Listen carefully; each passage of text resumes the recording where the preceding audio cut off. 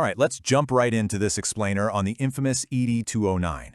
We're going to completely deconstruct how a machine, pitched as the absolute future of law enforcement, ended up being the ultimate symbol of corporate negligence. We'll be looking right under the hood. How was it built? Why did it fail so spectacularly in an urban setting? And, man, the sheer negligence behind its software, it is a wild ride. It's a fascinating and frankly terrifying look at what happens when corporate cost-cutting collides with heavily armed automated tech. Please put down your weapon. You have 20 seconds to comply. We're starting with that chilling, iconic warning because it perfectly sets the stage for our forensic breakdown. This was a machine programmed to kill, but, crucially, it wasn't really programmed to think. That simple audio loop, synthesized to sound all authoritative, was literally the last thing a completely innocent man heard before a boardroom demonstration went horribly, tragically wrong.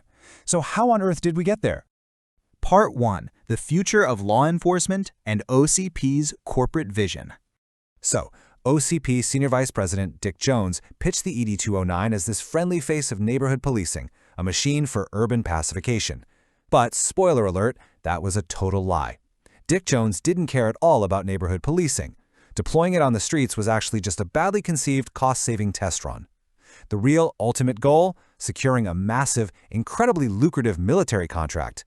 They just wanted one single unit they could sell to the Pentagon for active war zones and then turn around and sell to local cities for standard traffic stops, basically saving OCP a fortune in R&D.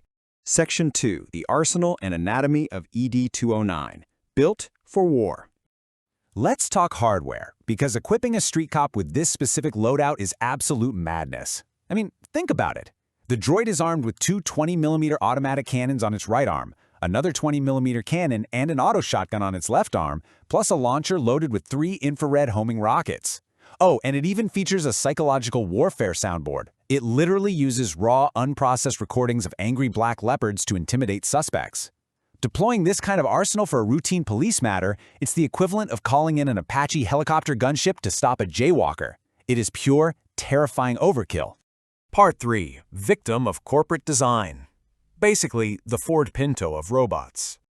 When you strip away the intimidating exterior, it becomes super clear that OCP built a fundamentally flawed product. They focused entirely on cosmetics just to impress the board while cutting some severe corners under the hood. It's kind of designed like a cheap 80s car. Take that aggressive front metal grille, for example. It looks tough, right? But it has absolutely no protective function. It's literally just a giant hole exposing the vulnerable radiator to enemy fire. And those 4 huge hydraulic rams on the legs? Total redundancy, just dead weight that a walking drone doesn't even need. Then there's that impressive speaker cover right beneath the dome. Well, OCP's own internal documentation notes that it's a severe structural weakness that routinely gets compromised in the field.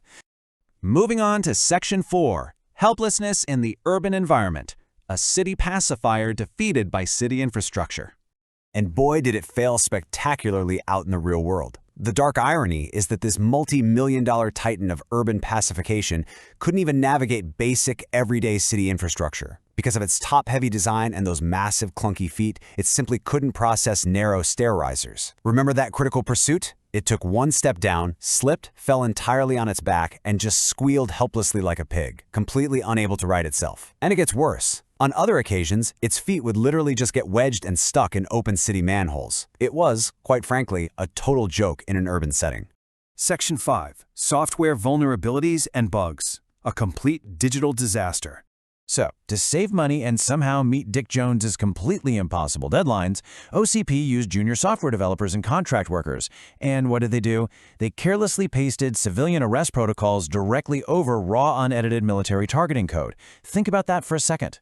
In a war zone, you only need to identify ally or enemy. But these devs tried to layer complicated suspect disarmament logic right on top of a system that was fundamentally built to just shoot at anything not broadcasting a friendly signal. They never actually took the time to redesign those core functions.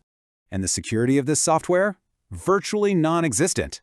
It was so incredibly unsecured that a young girl with a standard laptop could easily open a physical compartment on the robot's right leg, plug directly into 3 exposed serial ports, bypass the entire command interface, and make this terrifying machine as loyal as a puppy. No encryption, no military-grade firewalls, just an open front door right to the robot's brain. Unbelievable. Which brings us to Section 6, Anatomy of the fatal code error, the boardroom massacre. Let's step into the shoes of those rushed junior developers to really understand this buggy loop. During the boardroom demo, when executive Mr. Kinney was handed a gun, the underlying military code immediately flagged him as an enemy. Makes sense, right? But when Kinney dropped the gun, the system was supposed to transition him back to a non-combatant status. Only, it couldn't. The system simply could not make that transition. It just kept demanding compliance, counting down from 20, even though the weapon was literally already sitting on the floor. And here is the horrifying reality of that specific software glitch. It all comes down to basic fundamental coding logic. The robot sensors were desperately looking for proof of disarmament. You know, the sound of a gun hitting the floor, the visual of empty hands, a vocal surrender. But because of what was almost certainly a single misplaced Boolean operator in the code, using an AND operator instead of an OR operator, the robot demanded that all of these conditions happen at the exact same millisecond. Because this impossible simultaneous condition could never actually be met, the active threat flag could never be turned off. It didn't hear the gun drop because it was waiting for an impossible string of data. The code basically forced an endless loop, making lethal force absolutely inevitable. I'm going to leave you with this final thought to ponder.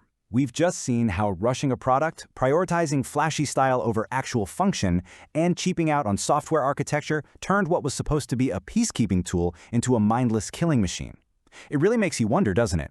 When basic engineering and software logic are compromised simply to cut costs and meet deadlines, aren't we all just building our own ED209?